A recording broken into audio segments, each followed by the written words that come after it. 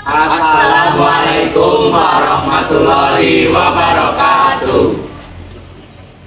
Jadi sebelumnya perkenalkan, kami dari kelompok 3 Bahasa Indonesia yang akan membahas tentang AI. Dan sebelumnya perkenalkan, nama saya Reza Andradian dari nomor absen 6. Saya Ari Ramdhani dari nomor absen 16. Saya Bibi Hidayat, absen 17. Saya Edgar Hafiz Arkarna, absen 15. Saya Vindi Ayulandani, absen 18. Saya Safira Puspita, absen 20. Jadi langsung saja kita akan masuk ke pembahasan yang pertama atau diskusi yang pertama. Cekidot. Cekidot. Kalian pada tahu AI kan? Tahu. Nah, kalau buat belajar, biasanya kalian pakai apa? Kamu dulu deh. Kalau aku sih Gemini. Kalau aku sih GPT. Aku sama kayak Mas Arya. Aku pakainya Cici. Aku sama kayak Mas Fikri. Macem-macem ya. Terus kalian tahu nggak kalau pengisi suara AI itu dari mana sih? Penasaran? Itu suaranya siapa sih itu? Kalau yang aku baca di internet, itu sebenarnya suara AI itu bukan berasal dari suara orang yang spesifik, melainkan suaranya itu suara sintetis, yaitu dari orang-orang atau data-data rekaman suara orang-orang. Jadi suara AI ini bukan dari orang tunggal, seperti itu yang aku baca sih. Ya.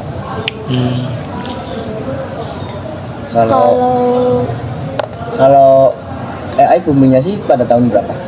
Kalau AI itu waktu booming yang saya baca itu tahun 2010-an itu sudah mulai booming. Tapi awal pembuatannya itu tahun 1990. Berarti udah lama itu ya? Udah lama banget. Berarti itu waktu zaman presidennya itu ya. Siapa ya? Soeharto paling. Bukan Pak Habibie. Bukan. Siapa lagi? Ponakannya itu. Megawati. Bukan, Cucunya. bukan, Emang sih. iya? Bukan, kayaknya bukan deh. Oh, bukan ya. Bukan, coy. Gimana sih, terus gimana sih Kak tentang tanggapan kalian tentang AI ini?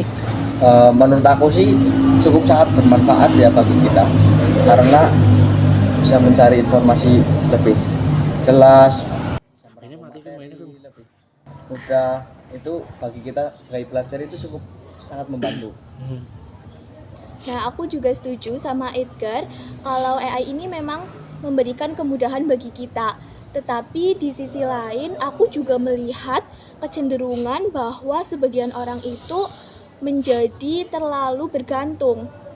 Nah, menurut laporan penggunaan AI di Asia di tahun ini, yaitu 2025, itu jumlah pengguna AI, terutama pelajar, itu yang menggunakan AI tetapi tidak memahami isi materinya, itu udah meningkat sekitar 35%.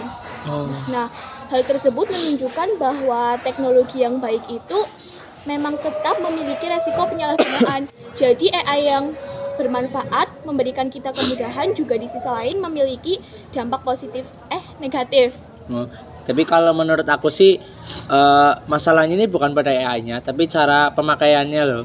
Jadi AI jika digunakan sebagai pendamping untuk bukan mencari jawaban saja, tapi untuk itu loh, kayak meminta penjelasan materi lebih lanjut. Misalnya kita nggak paham materi yang apa yang diberikan oleh guru, terus kita tanyakan ke AI untuk lebih dalam lagi.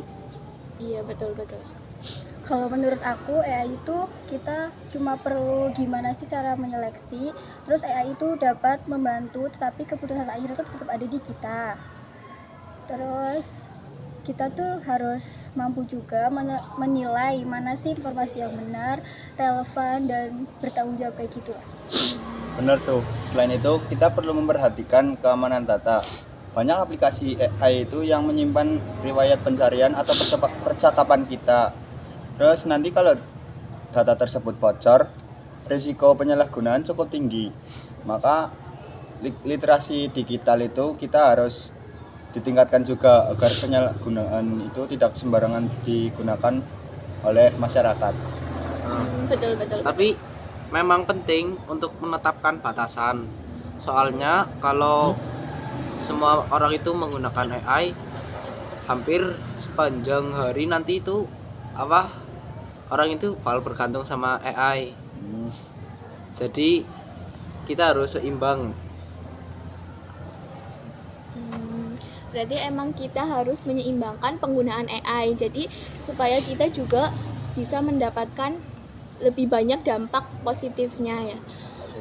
Kalau Ya. menurut kalian, kan AI ini udah berkembang cukup pesat.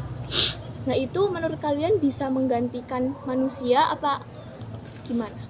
Kalau menurut saya beberapa bidang ini bisa sih digantikan oleh AI, tetapi tidak semuanya seperti yang contoh yang tidak mungkin itu kayak guru dan lain-lain. Tetapi kalau misalnya untuk acara-acara seperti apa ya namanya ya, kalau di bandara, kalau di sekolah kan biasanya ada yang memberikan informasi, nah itu bisa digantikan oleh AI.